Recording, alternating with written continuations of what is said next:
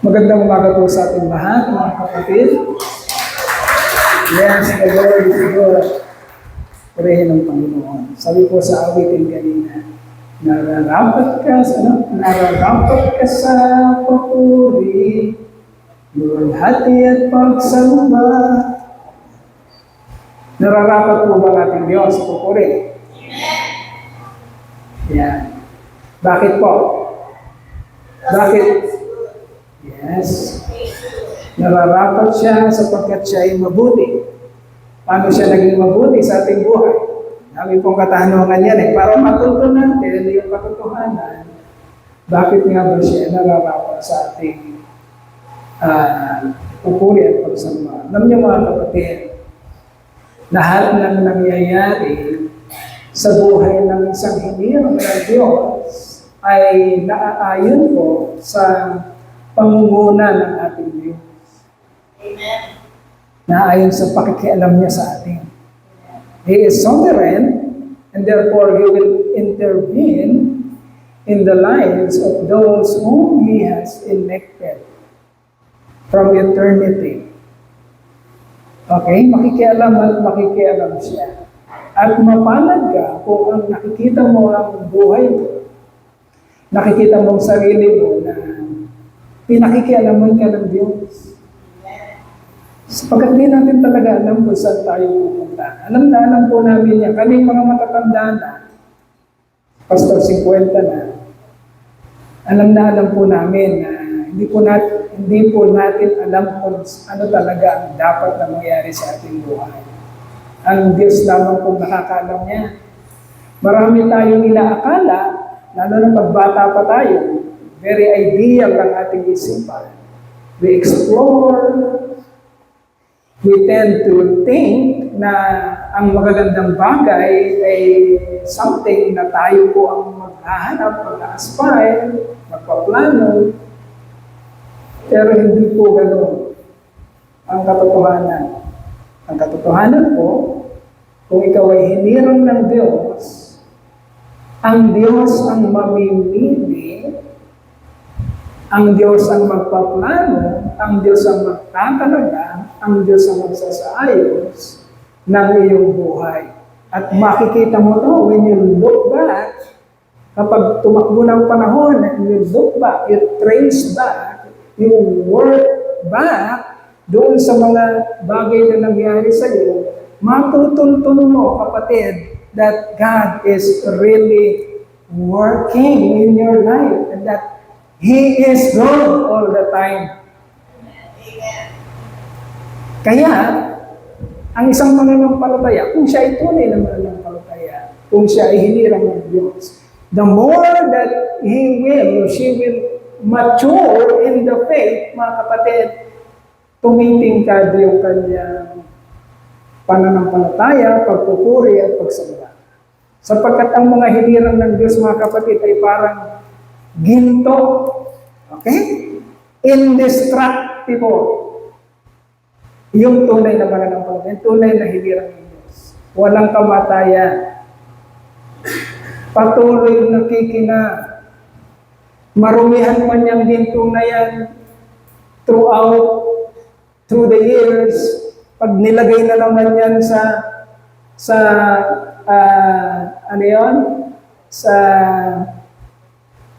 pag nilagay na naman yan sa furnace, pag nilagay na naman yan, at pinaraan na naman sa consuming fire ng Lord, paglabas niyan, yun pa rin yan, hindi na babawasan, lalo kumikinang. Sapagkat yan ay ginto. At ganun ka, kapatid. Hindi ka bakal, ginto ka. Ginawa kang ganon ng Panginoon. At ang Diyos ang namimili.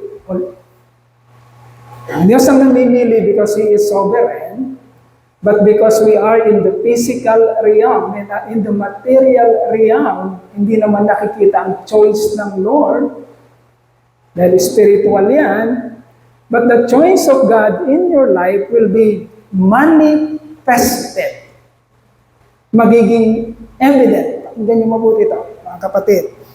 Ang choice ng Lord sa buhay mo ay magiging evident. Ang ebidensya niyan ay nasa physical realm sa buhay mo. Because you are a physical being.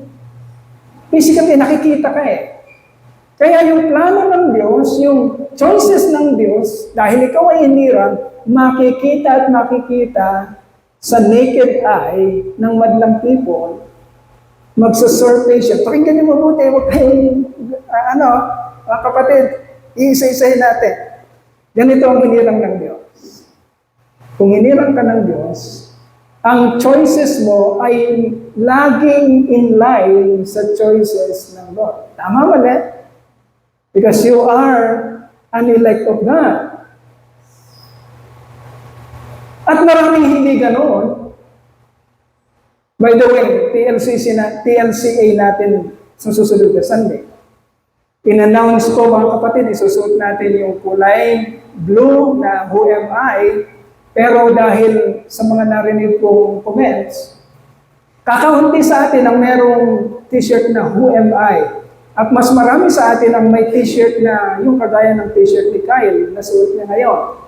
Meron pa pang isang linggo, Kyle, para laban yan dahil yan ang isusuot natin sa Sunday. Okay? 41st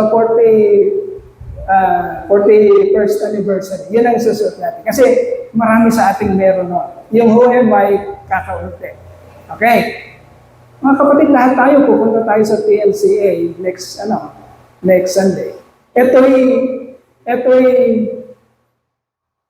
corporate worship. Hindi ito meeting. Worship. What we are doing right now is what we will do 3 p.m. next Sunday for TLCA corporate worship. Ibig sabihin, mga kapatid, yung buong asosasyon ng Bataan, Truth and Life Churches Association, ay makakasama natin dito para dakilain at purihin sa bahin ng ating Panginoon. Ito yung isang experience. At, mga kapatid, we are the main church of PLCA. Truth and Life Churches. Tayo ang main church. Be responsible. Amen? Hindi natin pwedeng ipahiya ang ating Panginoon sa harap ng ating mga kapatid. Because we are the main church and we bearing these years, 41 years of existence as a church, magpakita tayo ng maturity. Amen? Magpakita tayo ng responsibility. Okay? Para sa pamamagitan ng buhay natin, pinag-uusapan natin. Kung tayo hinirang ng Diyos, magmamanifest sa atin, magiging evident sa atin ang trabaho at gawa ng Panginoon.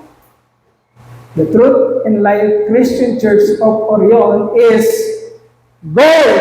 Amen? Ginto tayo, ginto. Hindi tayo silver. Hindi tayo bakal. Hindi tayo brass or copper. Ginto tayo. Lagay natin yung sa isip natin. Do not aspire anything less than gold. Yan ang aspiration natin, mga kapatid. Dahil tayo elect ng Lord, dapat nandun tayo sa pinakamataas na aspiration. And that is gold. Okay? That is 100%. Okay? Ang Diyos ang namimili nun at mangyayari yan sa ating buhay. Anong example nun? That our God made the choice in our daily lives and it will manifest, it will be evident in our physical choices. Example. Ganito dapat makita mo yung sarili mo ganito. Sabado ng gabi, iniisip mo ba ang worship sa kinabukasan? Sabado pa lang ng gabi. Sabado pa lang ng gabi, hinahanda mo ba yung mga susukutin mo? Tinitignan mo, anong susukutin? Anong magiging susukutin ko pagharap ko sa Panginoon? Magiging presentable ba ako? Or, wala sa'yo. Anong choice mo? Nasaan ka doon? Okay? Pagka gumagabi na, nag-isip ka ba na matutulog na ako ng mas maaga kasi worship bukas, ihahanda akong aking sarili. Kailangan, press ako bukas, matutulog na ako. Or, ang choice mo is, aga pa, alas 12 pa lang, computer muna ako, lilibangin ko po ng sarili ko sa mga bagay-bagay, hanggang sa alas 3 na, hindi ka pa makatulog dahil nagasta mo yung isipan at hindi ka nakaready sa kinabukasan. Pagdating ng kinabukasan, ang choice mo ba, pag gising mo na, uy, alas 5 na, alas 5 pa lang naman. Tulog pa ako dahil puyat na puyat ka. Or, dahil ang choice mo pag kinagabihan ay, matutulog ako maaga, pagdilat ng mata mo, nandun na yung anticipation. Alas 5 na, mag-ayos na ako. Ayusin ko ng sarili ko, maliligo na ako, madalmasal na ako. Nasaan ka doon? Anong choice mo?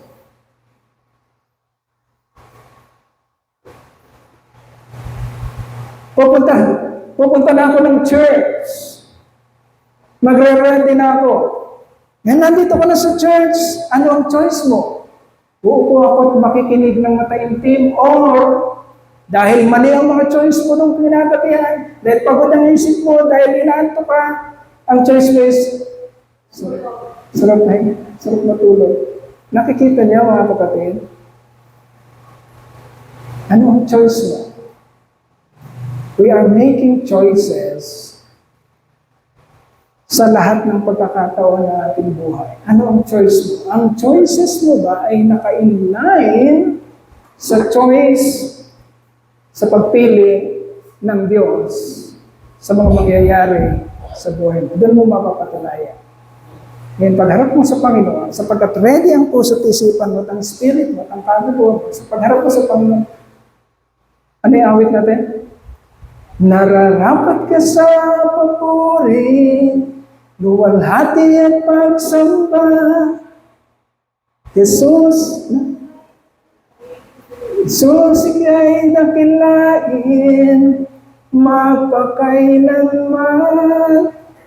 Ang iyong pagpupuri ba ay talagang pleasing aroma sa sangkalangitan, talagang lumalago sa sangkalangitan sapagkat totoong ito sa puso, sa isip, sa kaluluwa, sa espiritu mo, at nagiging masamyong, mabangong handog sa harapan ng Panginoon.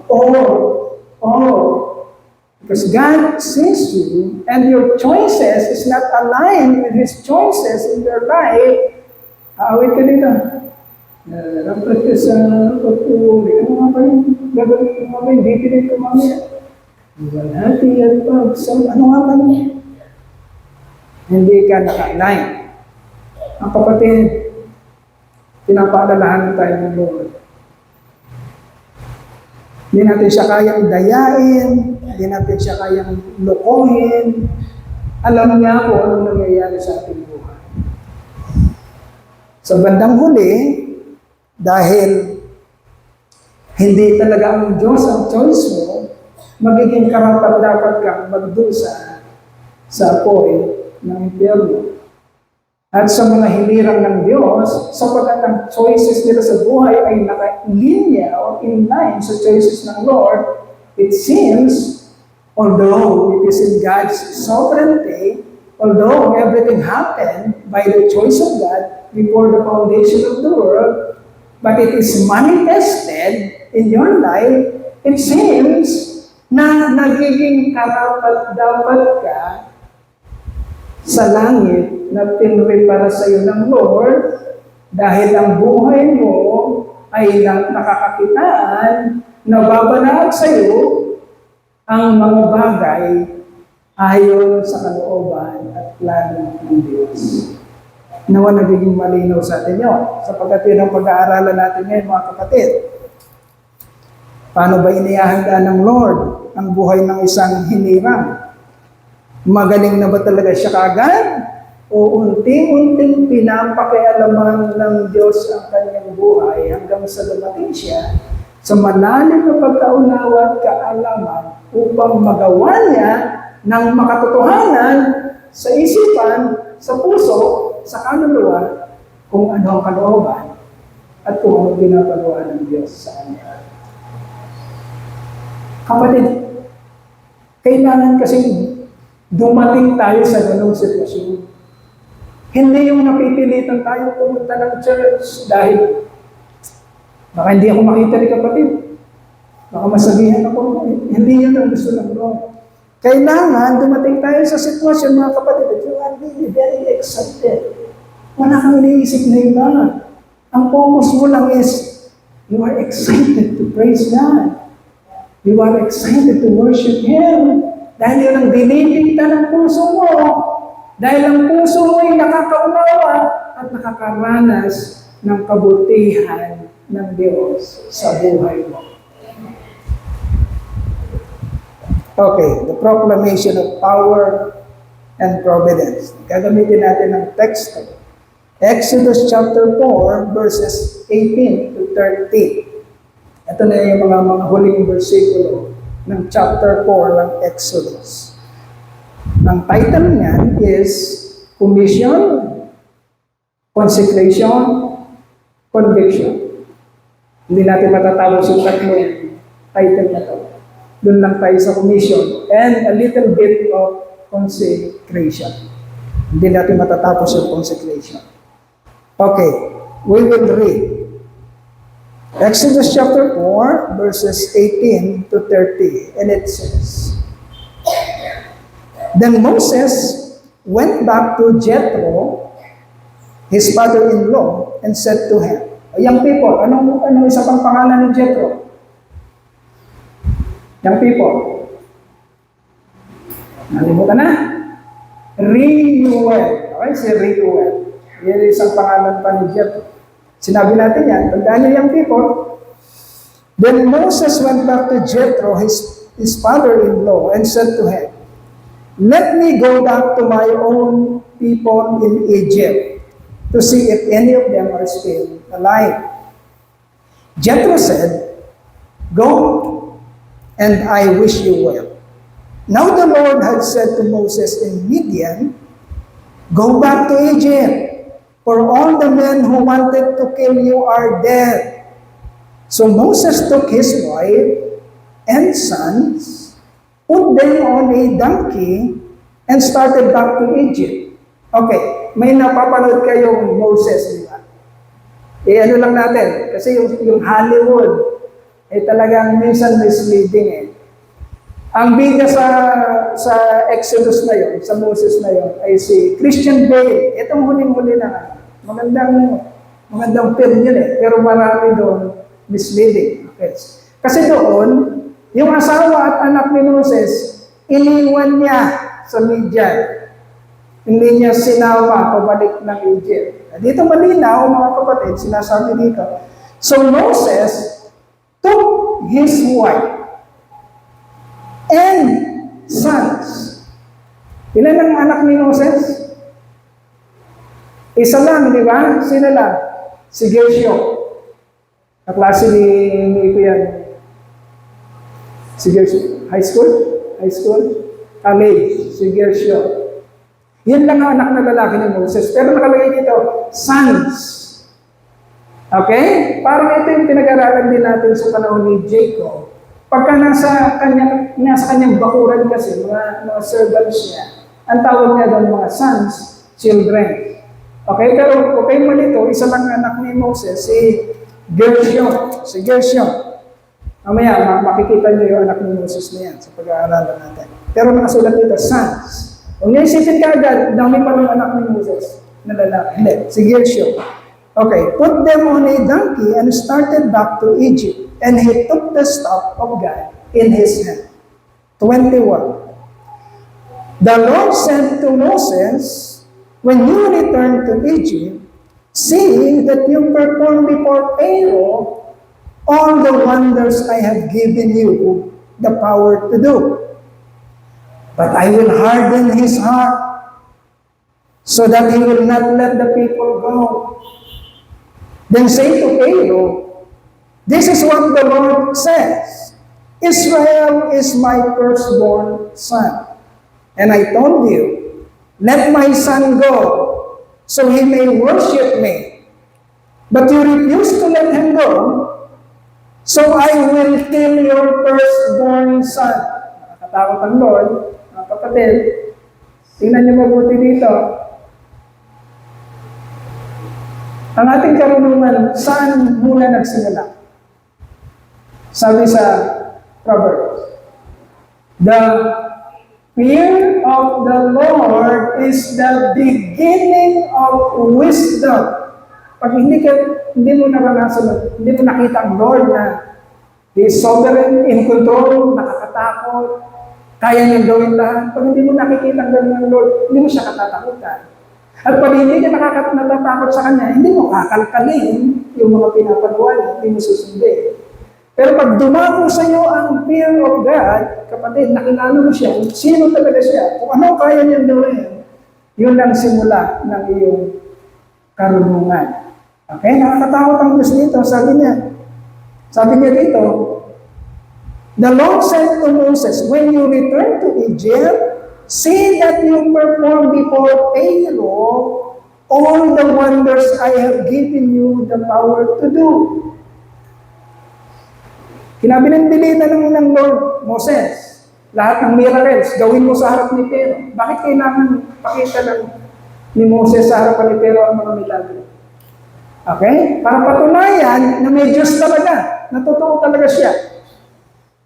At kapag naging evident na ang kapangyarihan ng Diyos sa harapan niya, pinili niya pa rin na hindi paniwalaan ang kapangyarihan na yun na namalas niya. Kapatid, nandun ang pananagutan niya at gagawin na sa kanya ng Lord kung ano ang sinabi ng Lord na mangyari sa kanya. Kasi hindi pa man bumabalik si Moses sa Egypt, pinagpauna na ng Diyos kung ano ang mangyayari sa harapan ni Pharaoh. Sabi ng Lord, Moses, bumalik ka naman. Siguraduhin mong magawa mo sa harap ni Pharaoh ang mga milagro na pinakita ko sa iyo at binigyan kita ng kapangyarihan na gawin mo. Pero Moses, hindi maniniwala sa iyo si Pharaoh. Bakit Moses? I will harden his heart. Sino nagpatigas ng puso ni Pharaoh? Kapatid, nakakatakot ang Diyos. Makaakala mo, ini-ignore mo siya, takbo-takbo ko sa Kanya. Makakala mo, ayaw mo siyang pansinin. Makakala mo, ikaw yun. Tingnan mo mabuti dito, kapatid. Sino nagpatigas ng puso ni Pharaoh? Tignan mo mabuti sarili mo. Baka ignore ka sa Lord. Baka takbo-takbo ka sa Lord. Ayaw mo siyang pansinin. Baka akala mo ikaw yun. Palad tayo, binibigay sa atin ng truth. Baka akala mo ikaw yun. I will harden his heart so that he will not let the people go. Then say to Pharaoh, let my son go so he may worship me. But you refuse to let him go, so I will kill your firstborn son. Ito yung pinakahuling plague. Matatalakayin natin susunod. We will not elaborate this in our message today. Pero ito yung pinakahuling plague. Pinakahuling salot. Ilan ang salot? Ito natin natatalakay. Pero alam niyo kung ilang salot ang darating sa Egypt? Ha? Okay. At a lodging place on the way, verse 24, the Lord met Moses and was about to kill him. But Zipporah took a flint knife, cut off her son's foreskin, and touched Moses' feet with it. Surely you are a bridegroom of blood to me, she said. So the Lord let him alone. At that time, she said, bridegroom of blood, referring to circumcision. Mamaya, ititrigger natin circumcision. The Lord said to Aaron, go into the desert to meet Moses. So he met Moses at the mountain of God and kissed him.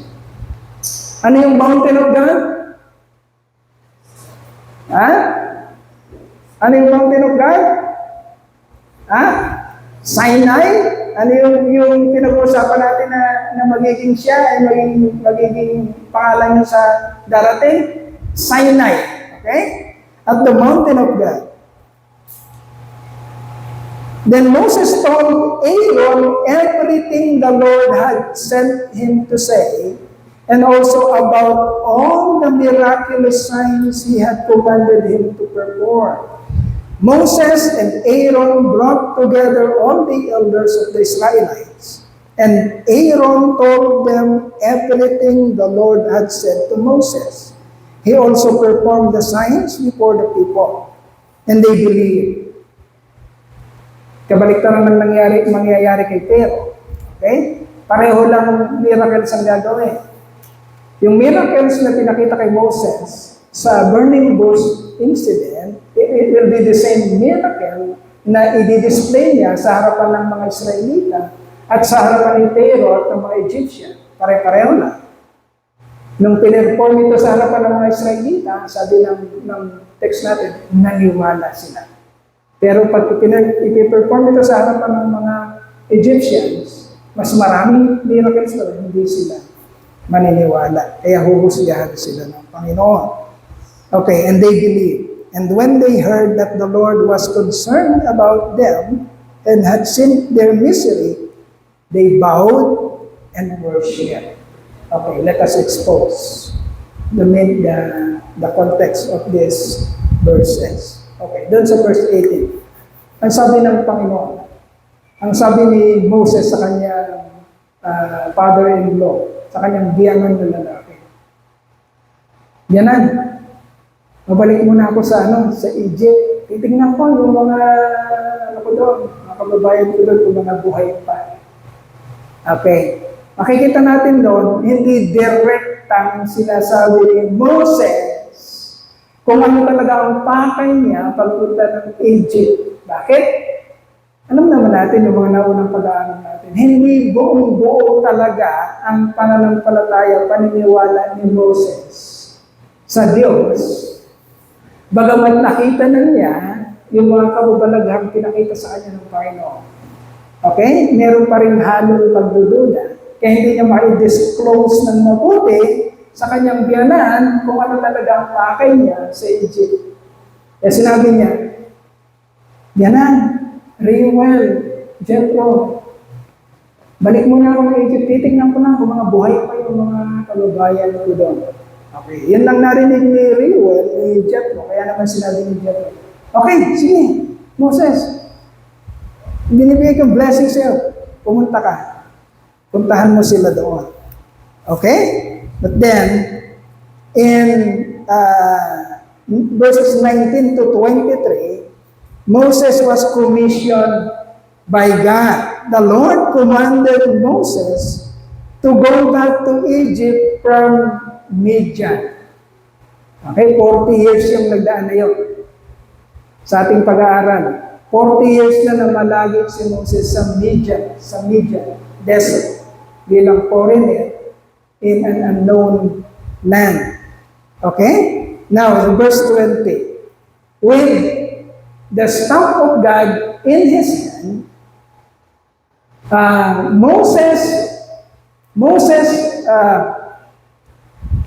with the staff commissioned by God in Moses' right hand, he took his wife and his sons and started to go back to Egypt. Okay, hindi niya kinalimutan yung kanyang staff. Bakit, mga kapatid? Bakit hindi niya kinakalimutan yung staff? Kasi yun yung sinabi ng Panginoon dito. Sa verse 20. So Moses took his wife and sons, put them on a donkey, and started back to Egypt, and he took the staff of God in his hand. Yung sinabi natin nung nakaraan sa trivia natin, tatlo kasi yung staff na pinag-uusapan dito sa Exodus. The staff of Moses, the staff of Aaron, and the staff of God. Dito, malinaw na ang hawak ni Moses, sinabi, staff of God, but this is the same staff patungkod ni Moses na ginamit niya dun sa burning bush incident. Okay? So, tinitingnan natin kung pare-pareho ba yun. So, he clung tightly to this staff, to this kahoy. Yun ang dala-dala niya. Bakit?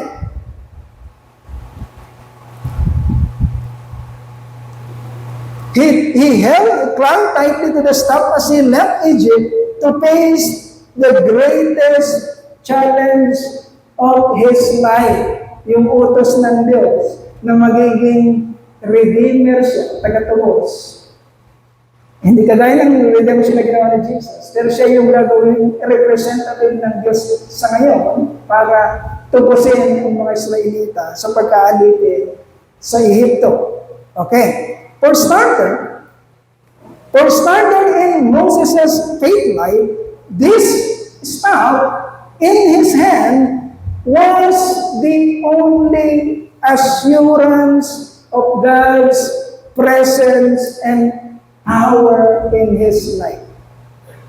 Tandaan natin, tumanda si Moses sa belief system na kinalakihan niya sa Ehipto. Okay? Meron ng belief system si Moses. At yun ay belief system na galing sa Egypt. Wala siyang kaalam-alam kay Yahweh as a belief system ng Israel, ng mga Hudyo. Okay? So, dahil nagpakita sa kanya doon sa burning bush incident na kapangyarihan ng Diyos, nag-i-introduce ang Diyos sa sarili niya, ang natatanging hinahawakan ni Moses para maalala niya ang kapangyarihan ng kanyang Diyos ay yung staff lamang na yun.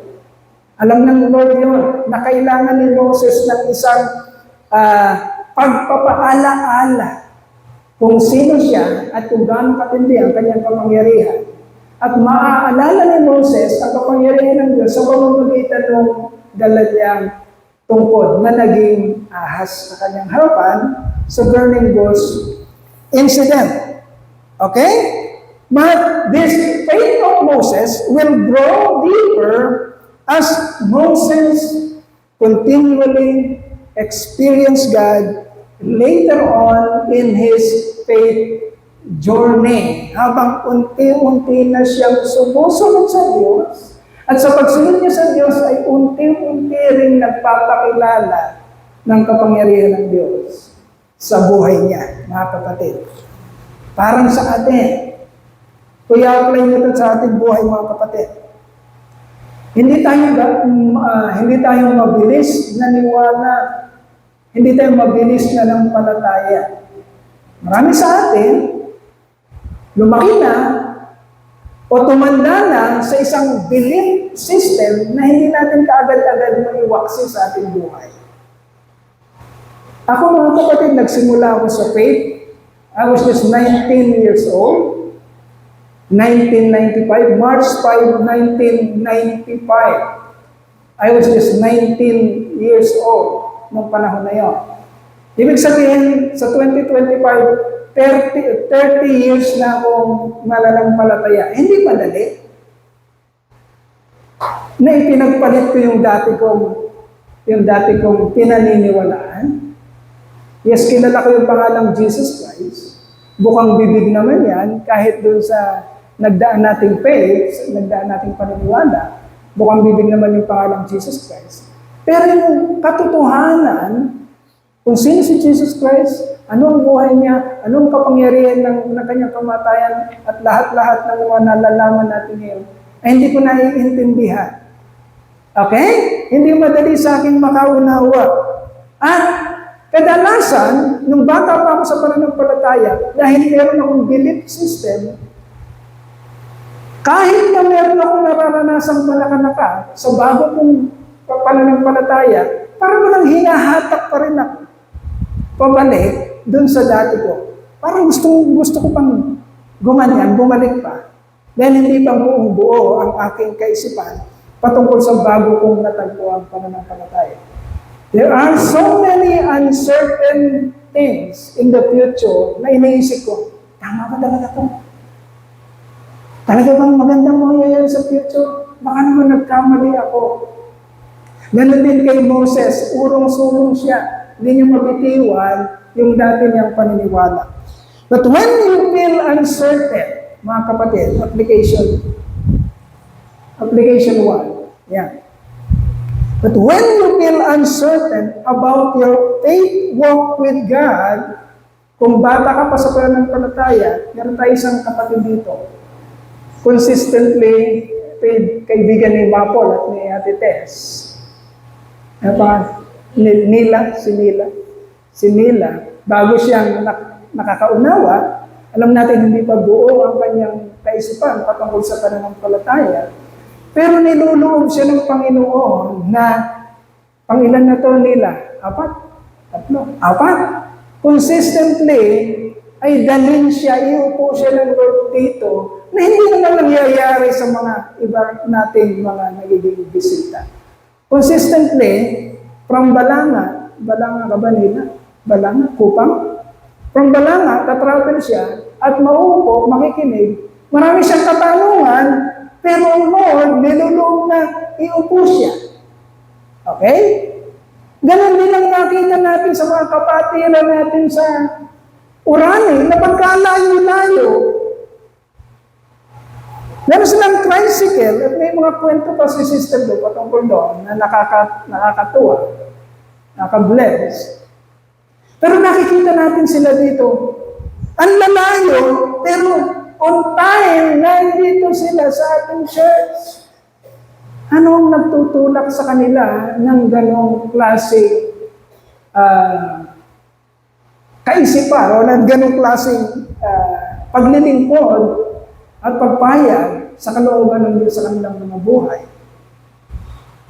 When you feel uncertain, mga kapatid, makikita mo sila, pagmamasdan mo sila, meron mga nangyayari sa kanilang buhay at nararanasan na nagpupropel sa kanila para magpatuloy na makinig, dumalo, even though hindi pa nila lubusan talaga na nauunawaan ng kalahatan sa pananampalatayang pinag-uusapan natin.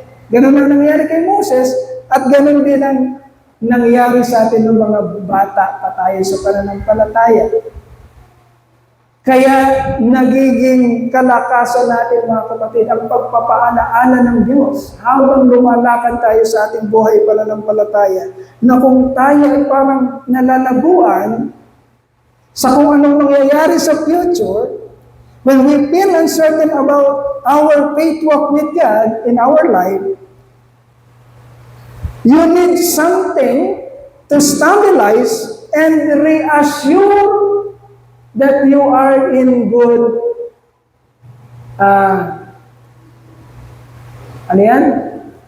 in good way. Right path, in good path, na nasa tama ka. At kagaya ni Moses, although marami siyang doubts, pero sabi ng Lord, dalhin mo yung staff. Because constantly, pag dala-dala ni Moses yung staff, kahit na uncertain siya sa mga mangyayari sa future, mariremind siya sa isang experience na yun, sa burning bush, kung sino ang Diyos at kung gaano katindi ang kapangyarihan niya. Pag nag-land siya, nakita niya yung hawak niya staff, ganun din sa atin mga kapatid. We need something to stabilize and reassure us. Ano yun? Marami tayong mga experiences sa Lord. We must cling tightly to God's words and promises to us through His words that we already experience in our life. In our life. Huwag natin kalilimutan. Kaya nga mga kapatid, meron tayong awitin dati, yung mga experiences natin ng mga blessings sa Lord. Anong kanta yan? Pag maglalagay tayo ng tithes and offering 7. When upon life billows you are tempted, tossed, and you are discouraged, thinking all is lost, Count your many blessings, name them one by one, and it will surprise you what the Lord has done.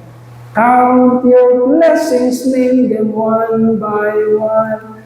Count your blessings, see what God has done. Yeah. And you feel uncertain about the future, mga kapatid. Look back. You need something to remind you of your past victories, past blessings, past experiences with God na pinagtagumpay ka at naging malinaw na pagpapakilala sa iyo na buhay ang Diyos at nagtatrabaho sa iyo. This is your past blessing. Kagaya ng kay Moses na pag nakita niya si tungkod, maalala niya, makapangyarihan ng Diyos. Hindi ko naiintindihan ang mangyayari, pero magtitiwala ako dahil naranasan ko na ang kapangyarihan ng Diyos. Remember your past faith walk with God and the victories He gave you. Your faith will be revitalized, remembering your many experiences of challenges and victories with God. Okay. Ako mga kapatid, nung mag-decide akong mag-adhere sa calling ng ating Diyos. 2014, actually. No. Yes, 2014. Kasi si Sister May, instructor siya sa Heroes, college instructor siya. Yun ang trabaho niya. Ako naman, for 6 years, nandun ako sa Orica bilang supervisor sa engineering department. Pareho kami nagtatrabaho, ayos naman ang kita, magaganda naman ang benefits. Mga kapatid, hindi namin mapag-abot. Pareho kami trabaho, maliliit pa sila ko. Hindi namin mapag-abot yung sahod niya at sahod ko para matugunan namin lahat ng pangangailangan namin within a month. Okay? Tingnan natin dito kung gaano ang kapangyarihan ng Diyos. That is 2014 pababa. 2014 pababa. Nauna siyang nag-resign. 2013 nag-resign siya. Hindi namin naintindihan. Pero nag-resign siya. Ito, sabi ko kasi, Ma, tutukan mo na yung mga anak natin. Kaawa, walang nag-asikaso. Ako naman ay nagtatrabaho na. Kaya mo na ako, ito na sa mga bata. Nung napapayag siya, 2013 nag-resign siya. 2014, nagulat siya. Nag-resign ako. Wala siyang trabaho, wala siyang kita. 2014, nag-resign ako. Wala rin akong sure na trabaho. Yun yung panahon namin nila, Pastor Boy, alam ni Pastor Boy, kaila Mr. Kang. Nag-resign, wala kami parehong sure na trabaho. Samantalang maganda din trabaho namin. Yun ang simula ng panahon, lumalaki na yung pagkatawag ng Lord sa akin. And then 2015, hindi natin inaasahan lahat, mga kapatid. Biglang pinauwi na ng Lord si Pastor Tanoy. Sapat na yung ministry ni Pastor Tanoy, panahon na ng kanyang pag-uwi. Nagkagulatan tayong lahat. Hindi natin naiintindihan ng mga nangyayari. Pero yun na yung panahon na kailangan kong mag-adhere sa calling ng Diyos. Pwede kong sabihin, sa una parang napipilitan ka, hindi ka nakahanda. Pero kailangan mo nang mag-adhere sa calling ng Lord. Okay? Ngayon, fast forward. 2015 hanggang ngayong 2024, mga kapatid. All the good things and the blessings that we have experienced for 9 to 10 years, mga kapatid, na nakikita niyo sa amin, ay masasabi ko, amazing ang Lord sa buhay natin. Noong panahon na kami ang nag-i-strive, kami ang gumagawa ng paraan para mabuhay, nagkakasya kami nila Miko sa tricycle papuntang Balanga. Si Miguel, napakabigat na bata, ang tulis ng puwit niya, lagi siya nakaano sa ganito. Ang sakit niyang anuhin, ang sakit niyang kargahin. Kasya kami sa isang tricycle. Ganun kami. Sa mahabang panahon, nangangarap kami ng sasakyan man lamang na second hand. But what? You know what, my dear brethren? Our God is an amazing God. He is a faithful God. He is the sovereign Lord. Walang imposible sa Kanya, mga kapatid. At sa loob ng 10 taon na paglilingkod namin sa Kanya, wala akong masabi. We are not making that effort, yung effort na ginagawa namin dati, hindi naman gano'n ngayon, hindi naman kami naghahanap ng kapirahan o ano. But the promise of God, seek first His kingdom and His righteousness, and all the blessings that you need will be added unto you as well. And that is true. Kaya kung makikita niyo si Pastor na very bold, very confident to speak the truth, because we are experiencing that truth. I am experiencing that truth. Kaya kaya kong sabihin at kaya kong panganandakan that God is really good and that He is really faithful in our life. Walang nalulugi sa Lord. Nakikita niyo rin yung kay Sister Cora, kay Ate Cora. Alam mo ang buhay nila dati? Tumira ako sa kanila for about 2 years ba yun, Ate Cora? Nakatira kami sa kanila. Maliliit pa sila Miguel. Tinusok pa ni Miguel ng ballpen sa ganito si Ate Cora dahil bata pa siya. Natatanda mo Ate Cora. Tinusok ng ballpen dito. Ewan ko, matanggal na yung tinta dito. Nagkaroon ng tinta dito si Ate Cora. Tinusok ni Miguel ng bata pa siya dahil inaalagaan ni Ate Cora.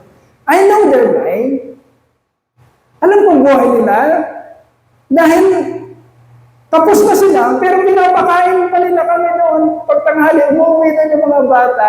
Doon din nanananghalian. Nagsasama kami sa mga pagkain na tinitipid lang din. Alam ko yung buhay. But look how God has done in their lives. And in the lives of their children. Dahil ang kanilang ama ay naglingkod sa Panginoon at nag-adhere sa calling. Okay? Kung meron din sa iyong future, kapatid, ayaw mo magtiwala sa Panginoon. Para bagang hindi mo magkakatiwalaan ng Lord dahil kulang ka pa ng experiences sa Kanya. Kagaya ng kay Moses. Look back. May mga mumunti kang panalo sa buhay na dinaos ng Lord. Look back. Kayang sabihin niya ni Mapol, kayang sabihin niya ng ibang mga kapatiran natin na nakakausap natin at nakakaunsel. Matapat ang Diyos, amen? Look back, tingnan mo yung mga past experiences mo. Parang tungkod ni Moses na pag nilingon niya, hindi, makapangyarihan ng Diyos. Tama, hindi ko naiintindihan kung anong meron sa future. Pero dahil hawak mo ang kapangyarihan ng Diyos, kasama ko siya.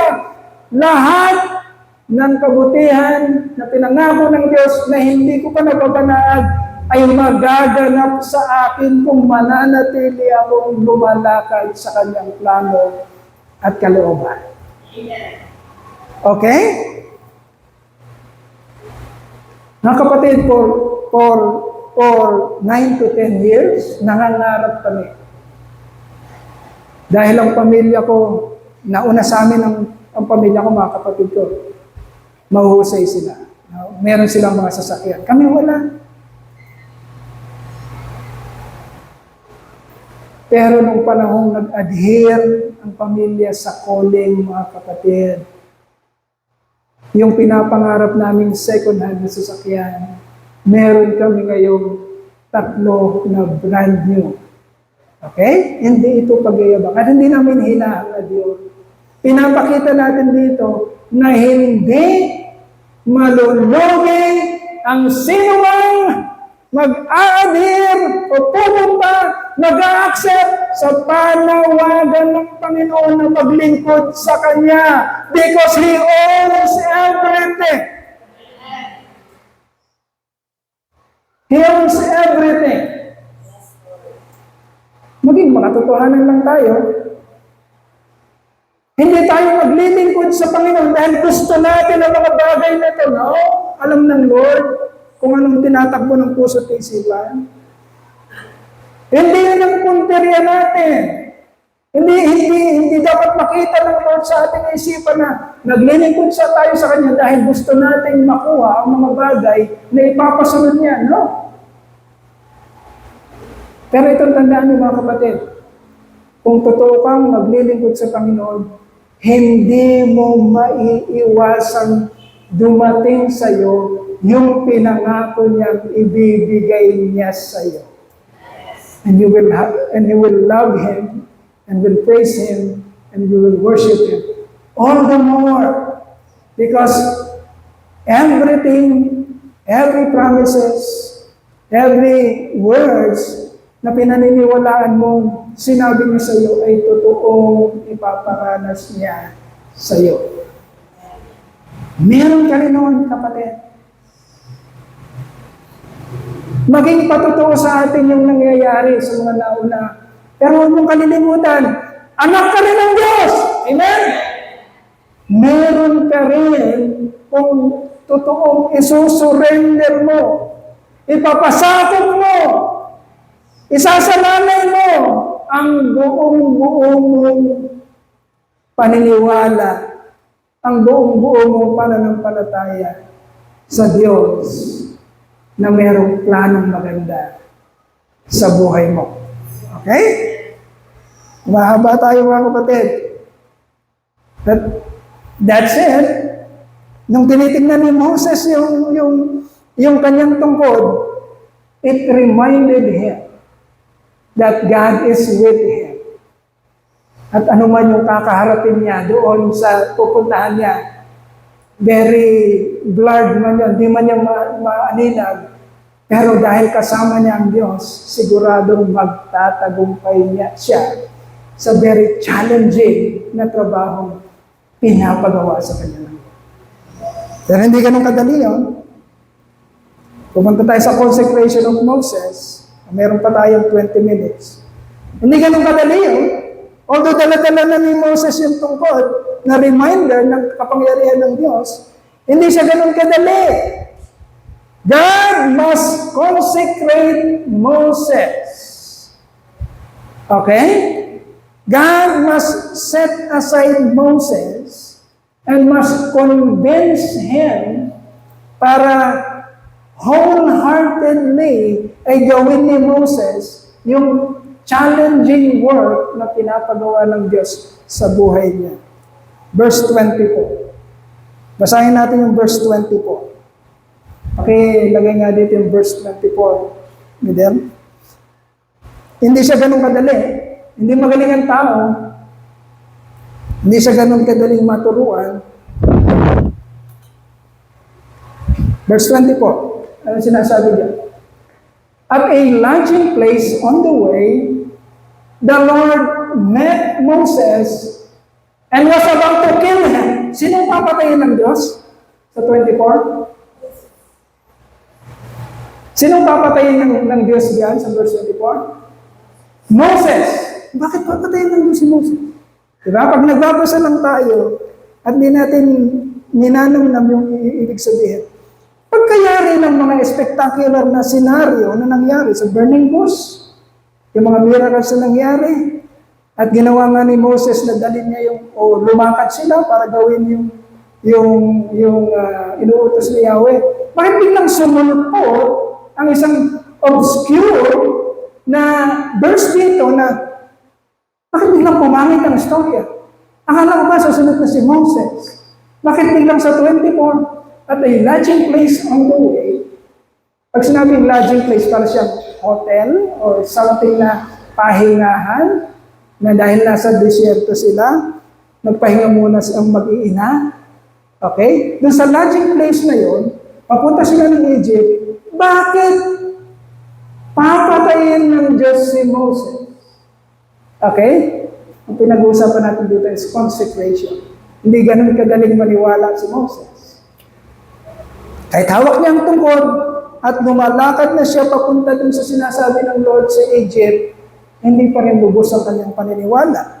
Kaya sabi dito, at a lodging place on the way, the Lord met Moses and was about to kill him. Bakit? Why would God want to kill Moses in this scenario? Meron tatlong reason. Number one, he failed to circumcise his son Gershom. Okay? Mamaya ititrivia natin yung circumcision. Napaka-importante ng circumcision sa faith belief ng mga naunang patriarchas natin. Mamaya ipapaliwanag natin. Moses failed to circumcise his son Gershom. Alam niyo yung circumcision sa Tagalog? Medyo konting ano tayo ha, huwag tayong magkaroon ng green mind din na isipan. Ang circumcision is pagtutuli. Okay?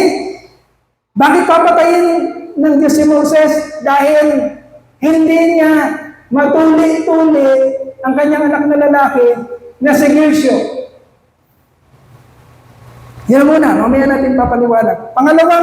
Pangalawang dahilan, Moses failed to lead his wife Zipporah to his faith. Okay? Although may mga nararanasan na si Moses na encounter with God at malakan-lakan niya itong sinasabi sa kanyang asawa, pero ayaw pa rin lubusang paniwalaan ng kanyang asawang si Zipporah, si Moses. Kaya bagamat patuloy ang pag-uusap nila, kailangan natin kailangan natin tuliin si Gershom. Yun kasi ang kostumbre ng Israel. Bago ka gamitin ng Lord bilang covenant sa iyong faith walk with God, ang sinyales ng inyong covenant is kailangan tuliin ang mga male child. Ang mga lalaking anak, sabi nga doon, 8-day-old. Papanganak, 8 araw pa lang, tutuliin na. Pero nahuli naman kasi yung faith ni Moses. Medyo malaki na si Gershom.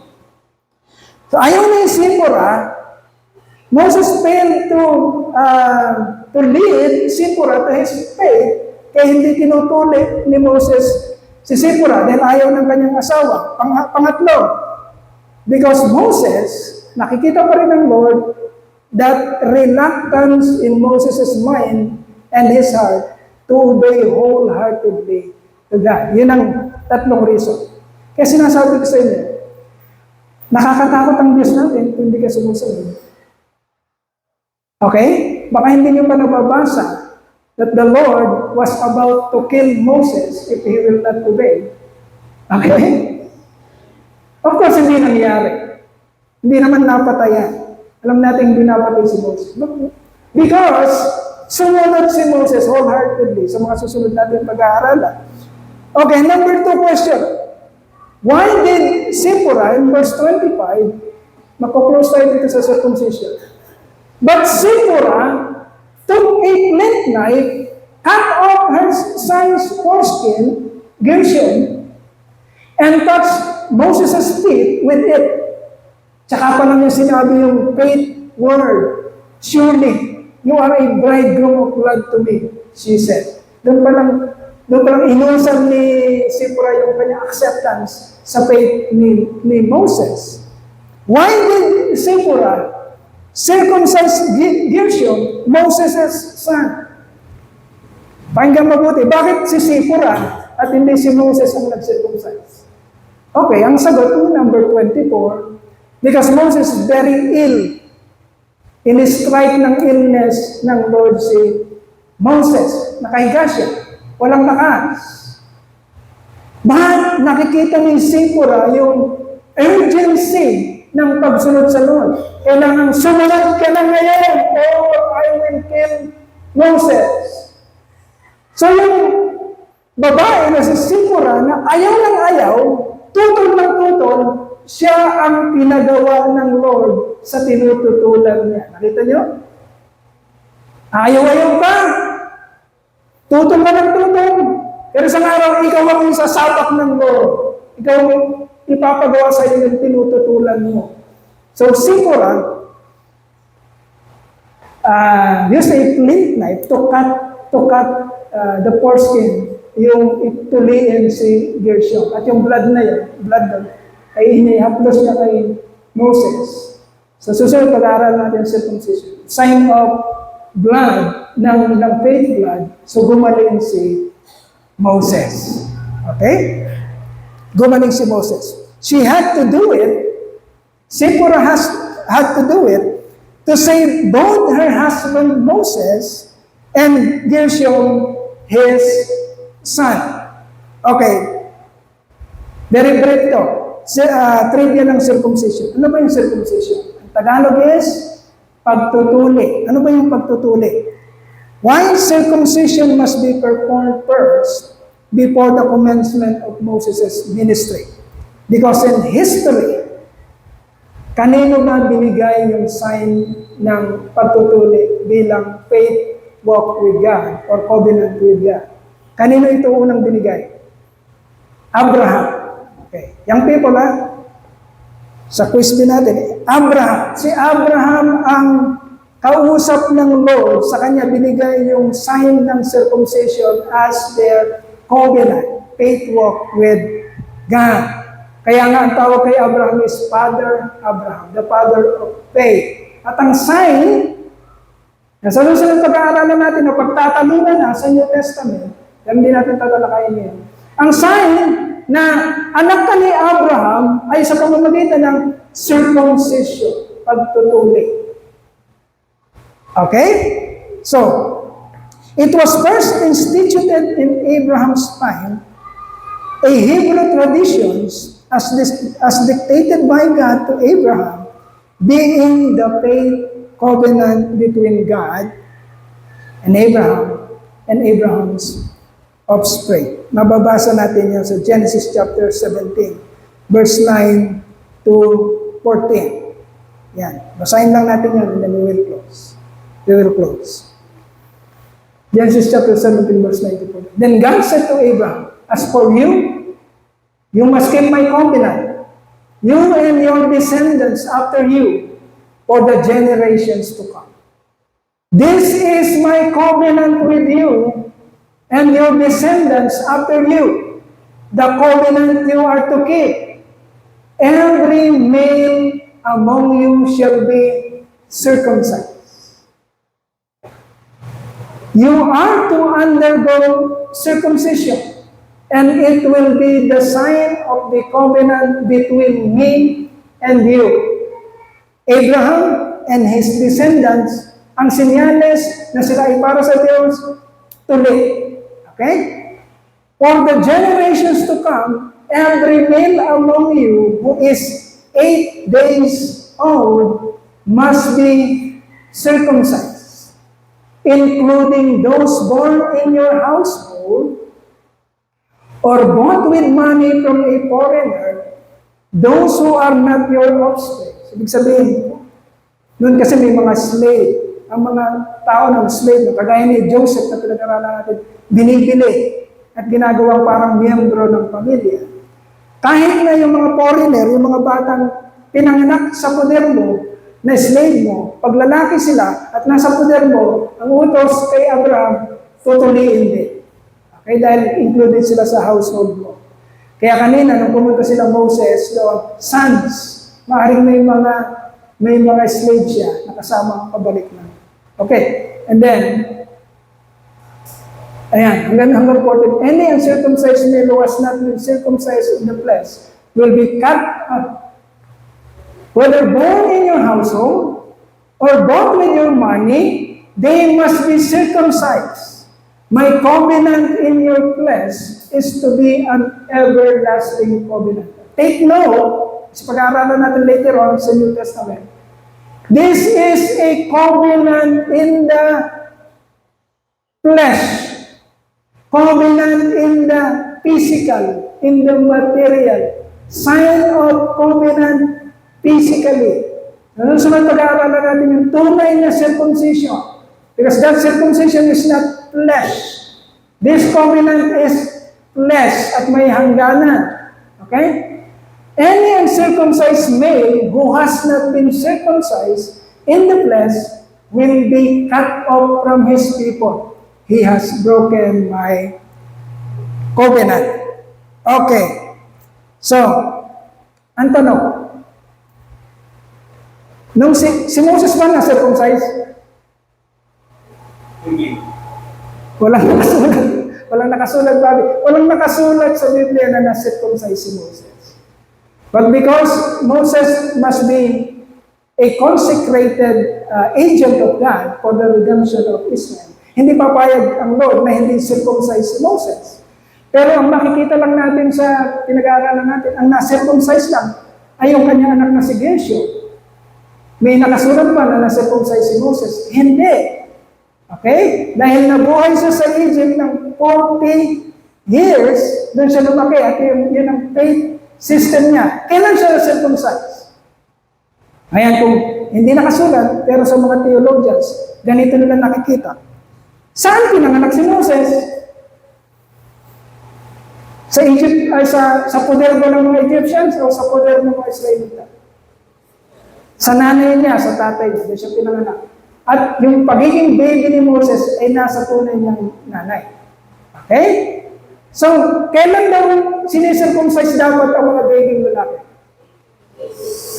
Okay, 8 days old. Malamang, bago siya napunta ng Egypt, sa kanyang pagka-baby, na-circumcise siya nang wala siyang kalam-alam. Noong 8 years old pa lamang siya. Dahil nung nakita siya sa Red Sea, nung prinsesa, anong kagad ng prinsesa?